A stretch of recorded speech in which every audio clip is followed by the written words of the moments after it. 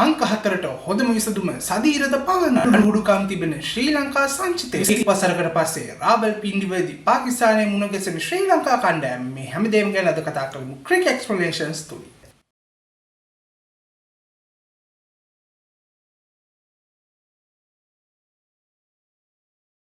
ආයුර්වේද පිළිගන්න ක්‍රිකට් ලෝලි ඕගොල්ලෝ හැමෝම මෙවර ආසියානු කුසලයන් තරගාවලියෙන් පස්සේ මාසයක එකමාරක දීර්ඝ නිවාඩුවක් බොහෝ ක්‍රිකට් ලෝලීන්ට හිමි වුණා. ඉතින් මේ නිවාඩුව අවසන් කරමින් හෙට දවසේදී ශ්‍රී ලංකා කණ්ඩායම යලිත් තතාවත් තරග බිමට පිවිසෙනවා. ශ්‍රී ලංකා කණ්ඩායමේ පාකිස්තාන තරග සංචාරයේත් එක්දින තරග තුර්කී සමන්විත තරගාවලියේ පළමු එක්දින තරගය හෙට ශ්‍රී ලංකා වේලාවෙන් සවස 3ට පාකිස්තානයේ රාවල්පින්ඩි ක්‍රිකට් ක්‍රීඩාංගණයේදී ආරම්භ වීමට නියමිතයි. ඉතින් මේ තරගයට කලින් කණ්ඩායමේ සංචිත දෙකෙන් ප්ලේයින් 11 එක කොයි ආකාරයෙන් ඇරේන්ජ් වෙන්න ඕනේද කියන කාරණය සහ ශ්‍රී ලංකා කණ්ඩායම වසර 21කට පසුව තමයි රාවල්පින්ඩි ක්‍රිකට් ක්‍රීඩාංගණයේ ජාත්‍යන්තර එක්දින තරගයක් ක්‍රීඩා කරන්නේ. ඉතින් ඒ අත්දැකීමෙන් කිසිම දෙයක ස්ට්‍රගල් කරන්නේ නැතුව අපි ඉදිරියට යන්නේ කොයි ආකාරයෙන්ද කියන එක අද දවසේදී රැන්ඩි පෞද්ගලිකවම කතා කරන්න සූදානම්. දැන් කතා කරමු මේ තරගයේ තනතිරුව සහ කාසී වාසී කොයි ආකාරයෙන්ද මේ තීරණ වලට බලපාන්නේ කියන කාරණය සම්බන්ධයෙන්. එතකොට මේ ක්‍රීඩාංගණයේ පිහිටීම ගැන කතා කරලා තින් මේ ක්‍රීඩා පිටියේ පිහිටියා තිබෙන්නේ පාකිස්තාන පංජාබ් ප්‍රාන්තයේ දෙවන ප්‍රධාන නගරය වශයෙන් සැලකෙන රාවල්පින්ඩි නගරය සාමාන්‍යයෙන් ශීතාධික උෂ්ණත්වයක් පිටාව තුළ ගොඩනැගිලා තිබෙනවා. සාමාන්‍ය කදුකර ප්‍රදේශයක් වශයෙන් තමයි රාවල්පින්ඩි ප්‍රදේශය පාකිස්තානය තුළ ජනප්‍රිය වෙලා තිබෙන්නේ. ඉතින් මේක නිසා යම්කිසි විදිහක සීතලත් එක්ක ශ්‍රී ලංකා කණ්ඩායමට යම් සටනක් ලබා දෙන්න මෙතනදී සිද්ධ වෙනවා. මේ ක්‍රීඩාංගණයේ එක්දින තරග 27ක් පවත්වලා තිබෙනවා. මේක ක්‍රීඩාංගණයේ පළමු වරට ජාත්‍යන්තර තරගයක් සඳහා සත්කාරකත්වය ලබා දුන්නේ 1992 වසරේ ජනවාරි මාස 19 වෙනිදා ඒ ශ්‍රී ලංකාව සහ පාකිස්තානය අතර පැවැත්වුණු තරගයකි. එම තරගයේදී ලකුණු 117ක ජයග්‍රහණයක් වාර්තා කරන්නට පහසුවෙන්ම පාකිස්තාන කණ්ඩායම සමත් වුණා. ශ්‍රී ලංකා කණ්ඩායමේ අනතුරුව මේ රාවල්පින්ඩි ක්‍රීඩාංගණයේ ක්‍රීඩා කරපු එක්දින තරග ප්‍රමාණය ගත්තම තරග දෙකක් ඒ අනුව සමස්තයක් වශයෙන් ශ්‍රී ලංකා කණ්ඩායම රාවල්පින්ඩි ක්‍රීඩාංගණයේදී එක්දින තරග 3ක් ක්‍රීඩා කරලා තිබෙන ඉතිහාසය ඇතුලේ. ඉතින් 1992 වසරේදී ශ්‍රී ලංකාව පරාජයට පත්වුණා. නමුත් 1995 වසරේ පැවැත්වුණු තරගයකදී පාකිස්තානය කඩලු 6කින් පරාජයට පත් කරන ශ්‍රී ලංකා කණ්ඩායම සමත් වුණා. ශ්‍රී ලංකා කණ්ඩායම අවසන් වතාවට රාවල්පින්ඩි පිටියේ එක්දින තරගයකට එක් වෙලා තිබෙන්නේ 2004 වර්ෂයේදී ඒ සිම්බාබ්වේ කණ්ඩායම සමගින්. එහිදී ශ්‍රී ලංකා කණ්ඩායම කඩලු 7ක පහසු ජයග්‍රහණයක් අත් කරගන්නට සමත් වෙලා තිබුණා. ඉතින් මේ වසර 21 ඇතුලේ ශ්‍රී ලංකා ක්‍රිකට් එකේ සෑහෙන දේවල් කීපයක් වෙනස් වෙලා තිබෙනවා. ඒ නිසා ශ්‍රී ලංකා කණ්ඩායමට මේ වෙනස්කම් වලට හැරගෙහෙන එක යම් විදිහක අභියෝගයක් අනිවාර්යෙන් ඉදිරි කරાવી. තනතිරු ගැන කතා කළොත් බොහෝමයක් පාකිස්තාන තනතිරු වගේම මේ රාවල්පින්ඩි තනතිරුවල් ලකුණු තිබෙන තනතිරුවක් බවට බොහෝමයක් වාර්තා සාක්ෂි සපයන. විශේෂයෙන්ම ලකුණු 300න් එහා ලකුණු රැස් කරපු අවස්ථාවන් කිහිපයක්ම මේ එක්දින තරග 27ක ඉතිහාසය ඇතුළේ රාවල්පින්ඩි පිටිය තුළ දැක්වෙනවා. 90 දශකයේදී පවා තරග කිහිපයක්ම පළමුවෙන් පන්දුවට පහදුණු කණ්ඩායම ලකුණු 300 ඉක්මවා ලබා ගනිමින් ජයග්‍රහණ වාර්තා කරලා තිබෙනවා. අපිට දකින්නට හැකියාවක් තිබෙනවා. ඒ අනුව ඉතිහාසයේ ඉඳලම හොඳ ලකුණු තිබෙන තනතිරුවක් මේ තනතිරුව තුළ ගොඩනංවලා තිබෙන බව තමයි අපිට පෙනෙන්නට තියෙන්නේ. කාසී වාසී ගැන කතා කළොත් තරග 27ක් පැවැත්වී තිබෙනවා මේ ක්‍රීඩාංගණයේ. ඉන් තරග 11ක් පමණයි ජයග්‍රහණය කර තිබෙන්නේ ප්‍රථමයෙන් පන්දුවට පහර දුන් කණ්ඩායම. තරග 15ක් ජයග්‍රහණය කරලා තිබෙන්නේ දෙවන වර හබායමින් පන්දුවට පහර දුන්නු කණ්ඩායම. එක් තරගයක් ජය පරාජයෙන් තොරව අවසන් වුණා. ඒ ලකුණු සමවීම නිසා සිම්බාබ්වේ සහ පාකිස්තානය අතර පැවැත්වුණු එක්දින තරගයකදී එතනදී සුපිරි පන්දු වාරය මගින් තරගයේ ජයග්‍රහණය කියා තීරණය කළා. එහිදී සිම්බාබ්වේ කණ්ඩායම සුපිරි පන්දු වාරයේදී තරගයේ ජයග්‍රහණය කරන්නට සමත් වුණා. පාකිස්තාන කණ්ඩායමේ මේ ක්‍රීඩාංගණය තුල තිබෙන දත්ත වාර්තාවන් සහ ජය පරාජය ප්‍රමාණය ගැන කතා කළොත් පාකිස්තානයේ මේ පිටියේ පැවැත්වුණු එක්දින තරග 27න් 22කටම සිය දායකත්වය ලබා දී තිබෙනවා. එතනදී ජයග්‍රහණ 16ක් සහ පරාජයන් 6ක් වුණත් කරගෙන තිබෙනවා. ඉතින් ශ්‍රී ලංකා කණ්ඩායමට මේක හොඳ අභියෝගයක් විදිහට අරගෙන ඉස්සරහට යන්න ඕනෑ තරම් අවස්ථාවන් තිබෙනවා. මේ තරගාවලියේ එක්දින තරග 3ම පැවැත්වෙන මේ රාවල්පින්ඩි ක්‍රිකට් ක්‍රීඩාංගණයේදී ඉතින් අපිට ඉක්මනටම මේ සිටුේෂන් එකත් එක්ක අපිට ඉක්මනට ඇඩප්ට් වෙන්න හරියාකාරව හැකියාව ලැබුණොත් ඒක ශ්‍රී ලංකා කණ්ඩායමට මේ තරගාවලියේදී සෑහෙන වාසිදායක එකක් බවට පත් වෙනවා නොඅනුමාන. කතා කරමු මේ තරගයට සහභාගී වෙන ශ්‍රී ලංකා සහ පාකිස්තාන කණ්ඩායම් වල කණ්ඩායම් සංයුතිය කොයි ආකාරයෙන් ගොඩනැගෙන්න ඕනේද කියන කාරණය. ශ්‍රී ලංකා කණ්ඩායම ගැන කතා කරද්දී මෙන්න මේ වගේ කණ්ඩායමක් හෙට දවසේදී ශ්‍රී ලංකාවේ තරගවදී කියලා රැන්ඩි පෞද්ගලිකව අපේක්ෂා කරනවා. මේ කණ්ඩායම ඇතුලේ දැනට වාර්තා වෙන විදිහට හෙට දිනේදී ලහිරු උදාරට එක් දින වරම් ලබා දීමට නියමිත බවක් තමයි දැක්වෙන්නේ. විශේෂයෙන්ම අපි පසුගිය එක් දින තරග ඇතුලේ පැතුම් නිසංකගේ ආරම්භක ප්‍රතිකරණ සගයා වශයෙන් ක්‍රීඩකින් දෙදෙනෙක් අපි රොටේට් කරලා බැලුවා. ඒ නිශාන් ප්‍රනාන්දු සහ අවිෂ්ක ප්‍රනාන්දු. ඉතින් නිශාන් මදුෂ්ක ප්‍රනාන්දු සහ අවිෂ්ක ප්‍රනාන්දු ගැන දෙදෙනාම පසුගිය තරගවලදී අසාර්ථක වීමත් එක්ක මේ වෙද්දී ලහිරු උදාරට යම් කිසි විදිහක සිලෙක්ෂන් එක මගින් ලබා දීලා තියෙන අවස්ථාව ඔවුන් පාවිච්චි කරන්න බොහෝ දුරට ඉඩ තිබෙනවා එන වාර්තාත් එක්ක පාකිස්තානයේ ඉඳලා. ඉතින් ඒ නිසා අංක 1 2 ආරම්භක ප්‍රතිකරුවන් වශයෙන් පැතුම් නිසංක සහ ලහිරු උදාර ශ්‍රී ලංකා කණ්ඩායමට ක්‍රීඩා කරනවා කියලා උපකල්පනය කරන්න පුළුවන්. අංක 3 කුසල් මෙන්ඩිස්ට, අංක 4 පොසිෂන් එක ශ්‍රී ලංකා කණ්ඩායමට 1 දින සහ 20 පිටියේ මේ වෙද්දී සෑහෙන ප්‍රශ්නාර්ථයක් ඉතුරු කරපු පිටිකරන ස්ථානයක් බවට පත් වෙලා අවසානයේ. විශේෂයෙන්ම මැද පෙළේ ඉහළම ඉන්න පිටිකරුවා හැටියට ඔහුට මැද පන්දුවාර කීපෙදී තරගයේ ඇදගෙන යන්න හොඳ දිගු ඉනිම් ක්‍රීඩා කළ හැකි සංයමයක් තියෙන සහ ඉනිමක් ගොඩනංවන්න පුළුවන් හැකියාවක් තිබෙන පිටිකරුවෙක් අපිට අත්‍යවශ්‍යයි. මෑත කාලීනව අපිට මේ පාකිස්තානයත් එක්ක බැලුවොතින් අපිට මේ සඳහා යොදා ගන්න පුළුවන් හොඳම ඔප්ෂන් එක බවට පත් වෙන්නේ සදීර සමරවික්‍රම. මොකද සදීර එක් දින ශතකයක් වාර්තා කර තිබුණා ඒ 2023 ලෝක කුසලාන තරගාවලියේ පාකිස්තානයට එරෙහිව.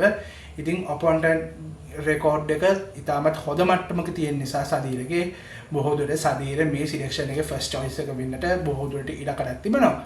නමුත් සංචිතේ පවන් රත්නායකටත් අවස්ථාවක් හිමිලා තිබුණා සහභාගී වෙන්න. ඉතින් පවන්ම අපි කණ්ඩායම ඇතුළට ගෙනාවත් කිසිම විදිහක ගැටලුවක් වෙන්නේ නැහැ කියලා රැන්ඩි පෞද්ගලිකව විශ්වාස කරන්නේ. මොකද හදිස්සියවත් සදීර ෆේලුනොත් අපිට අංක 4 පිටිකරුවා හැටියට කෙලින්ම ආදේශ කරන්න ඉන්න මීළඟ ආදේශකය තමයි පවන් රත්නායක. ඉතින් සදීරට යම්කිසි විදිහක අමතර ප්‍රෙෂර් එකක් හැන්ඩල් කරන්න සිද්ධ වෙනවා මේ තරගයේ ඇතුළේ. විශේෂයෙන්ම පවන් රත්නායක වගේ සෑහෙන තරගකාරී ඩොමෙස්ටික් එකෙන් එන තරගකරුවෙක් එක්ක ඔහුට මේ යලිත් තතාවක් අංක 4 ස්ථානයේ තමුන්ගේ කරගන්න සෑහෙන විශාල වෙහෙසක් දරන්න සිද්ධ වෙනවා. ඉතින් ඒ ප්‍රෙෂර් එක හරියට හැන්ඩල් කරන්න පුළුවන් වුණොත් සදීරගේ අත්දැකීම් එක්ක ඒක ශ්‍රී ලංකා කණ්ඩායමට මනා වාසියක් බවට පත් වෙනවා නොඅනුමානයි. ඊට පස්සේ අංක 5 නායක චරිත අසලංකට, අංක 6 ජනිත් ලියනගේට, අංක 7 කමිදු වෙන්ඩිස්ට, අංක 8 වනිදු හසලංකට වගේම අංක 9 මහීස් තීක්ෂණයටත් මෙහිදී වෙන වෙනවා. මෙතනදී සාමාන්‍යයෙන් අපි රාවල්පින්ඩි ක්‍රීඩාංගණය හදිසියේවත් දග කැවෙන මට්ටමේ තනතිරුවක් බවට පත් වුණොත් අපිට අතිරේක දග පන්දු යවන්නන් දෙන්නෙක් ඉන්න එක අපිට ඉතාමත් වැදගත් කාරණයක් බවට පත් වෙනවා.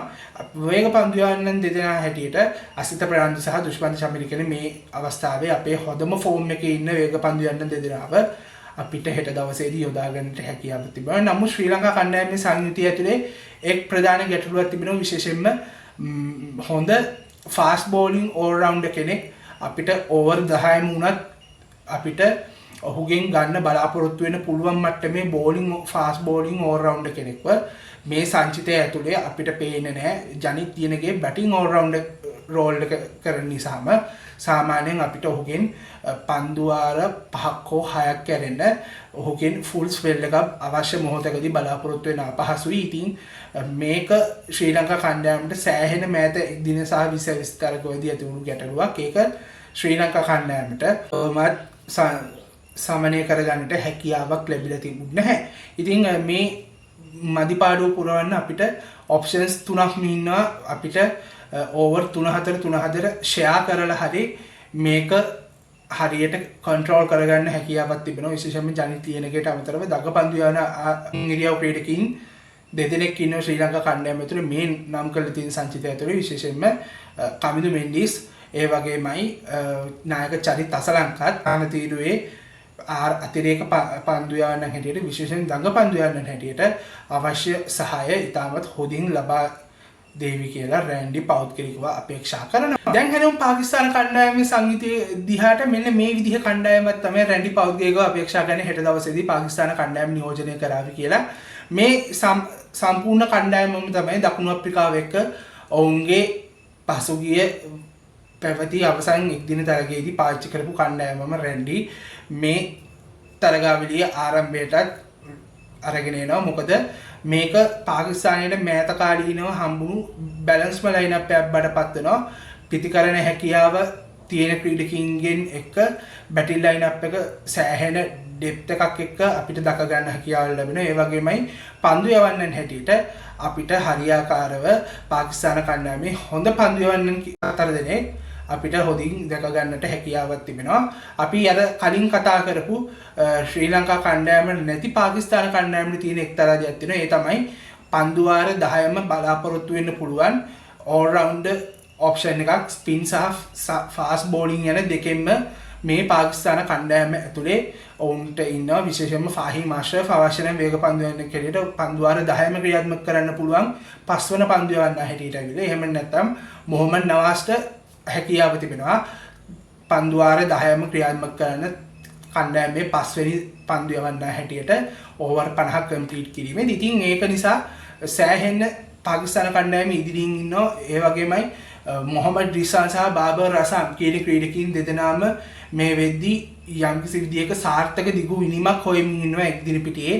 සහ විශේෂයෙන්ම බාබර් රසම් ජාත්‍යන්තර පිටියේ මේ වෙද්දී ඉනිම 82ක් තුල කිසිදු ශතකයක් වාර්තා කරගෙන නැහැ. ඉතින් ඒක පාකිස්තානයට සෑහෙන විශාල බාධාවක්. මොකද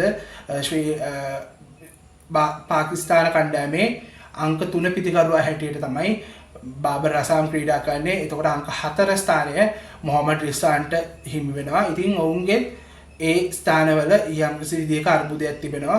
ඕපන් එකෙන් එන ෆකර් සමාල් සහ සයින් මයුට යම්කිසි විදිහක වැඩි වගකීමක් ලැබෙනවා.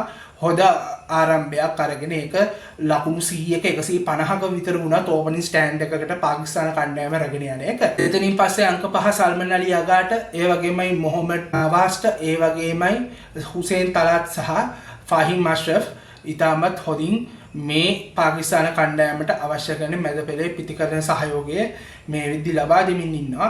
ඒ වගේම උන්ට අමතර වාසිය තිබෙනවා. විශේෂයෙන්ම ශහීන් ෂා අෆ්රිඩි සහ හරිස් රවුෆ් කියන ක්‍රීඩකයින්ටත් පිටිකරණයේ යෙදෙන්න මනා විදිහක හැකියාවක් තිබෙන නිසාම ඔවුන්ට සාමාන්‍යයෙන් ඔවුන්ගේ පිටිකරන ලයිස්තුවේ ඩෙප්ත් එක ගැන වද වෙන්න අවශ්‍යතාවයක් නැහැ. ඉතින් ඒකත් එක්ක පාකිස්තාන කණ්ඩායමට මේ බිමේ වාසිය සහ කණ්ඩායම් සංයුතියේ වාසිය බොහෝ දුරට හෙට දවසේදී ඔවුන්ගේ පැත්තට තිබෙන්න බොහෝ දුරට හැකියාවක් තිබෙනවා. නමුත් පාකිස්තානය කියන්නේ ක්‍රිකට් ලෝකයේ ඉන්න අන්ප්‍රෙඩික්ටබල්ම කණ්ඩායමක් හැටියට තමයි සැලකෙන්නේ. විශේෂයෙන්ම කොච්චර හොඳ කණ්ඩායමක් හිටියත් ඔවුන්ගේ දුර්වල ක්‍රීඩා විලාසය විශේෂයෙන්ම ඔවුන්ගේ පන්දු රැකීම තරම් හොඳ මට්ටමක නැහැ ජාත්‍යන්තර පිටියේ. ඉතින් මේ වගේ අවස්ථාවන් නිසා ශ්‍රී ලංකා කණ්ඩායමට යම් යම් අඩුපාඩු මැදුණත් පාකිස්තානයට සෑහෙන විශාල අභියෝගයක් කරන්න හැකියාවක් තිබෙනවා කියලා තමයි රැන්ඩි පෞද්ගලිකව විශ්වාස කරන්නේ. ඒ වගේම මේ තරගයේ ඇතුලේ විශේෂයෙන්ම ශ්‍රී ලංකා කණ්ඩායමේ ජයග්‍රහණය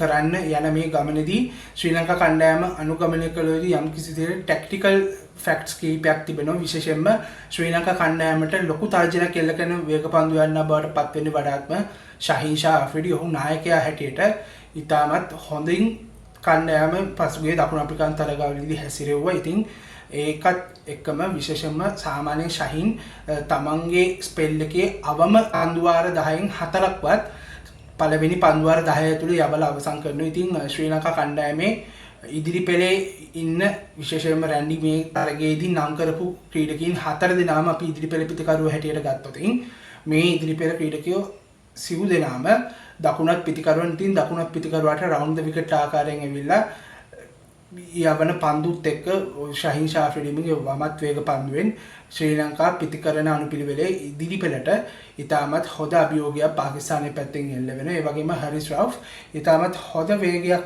සහිතව පන්දු යවනවා. ඒ වගේම ඔහුට ඉතාම හොඳ ස්ලෝ බෝල් එකක් තිබෙනවා.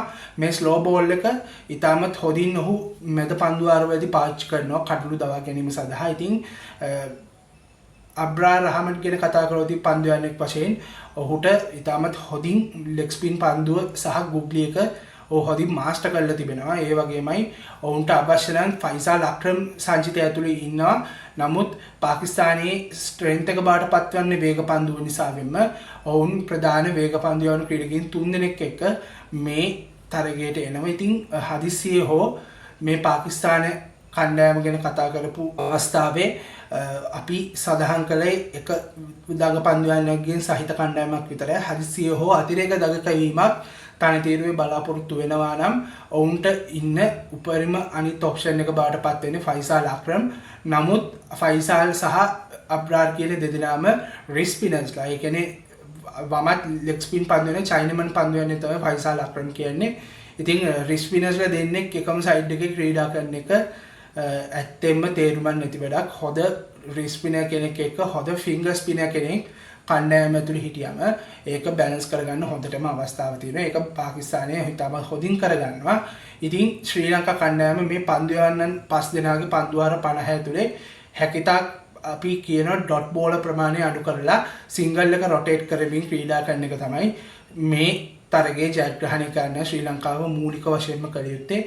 සාමාන්‍යයෙන් 4-6 පහරවල් වලට වඩා හැම පන්දුවකටම ලකුණක් හෝ දෙකක් එනවා කියන්නේ එතනදී සාමාන්‍යයෙන් වැඩිපුර පීඩනයක් එල්ල වෙනවා පන්දු යන කණ්ඩායමට. මොකද ඔවුන්ගේ සැලසුම් පන්දු කීපයෙන් කීපයට වෙනස් කරන්න සිද්ධ වෙනවා. මේ විදිහේ එක ලකුණ දෙක මැද පන්දුවාරවලදී ඉතාමත් හොඳින් ලබාගෙන හොඳ ලකුණු වේගයක් රඳවා ගත්තම ඔවුන්ට ඉතාමත් ලොකු ප්‍රෙෂර් එකක් මේකත් එක්ක බිල්ඩ් වෙනවා. ඉතින් මේ ප්‍රෙෂර් එකෙන් ගැලවෙන්න ඔවුන්ගේ අතින් ඊට පස්සේ සෑහෙන වැරදි සහ ඔවුන්ගේ වැරදි තීරණ නිසා ඇතිවන ප්‍රතිඵලත් එක්ක ශ්‍රී ලංකාවට ඒ එල්ලවන පීඩනය සම්පූර්ණයෙන්ම අනිත් පැත්තට රිවර්ස් කරන්න හැකියාව මෙතනදී හිමි වෙනවා. රැන්ඩි සමුගන්නේ සූදානම ඒ යන්න කලින් මතක් කරන්නම් subscribe කරන්න It's Cricket Time with Randy YouTube channel එක. ඒ වගේම bell icon එක tap කළොත් ඔබට මගේ වීඩියෝස් වල notifications ඔබේ ළඟටම ගෙන්න ගන්න හැකියාව තිබෙනවා.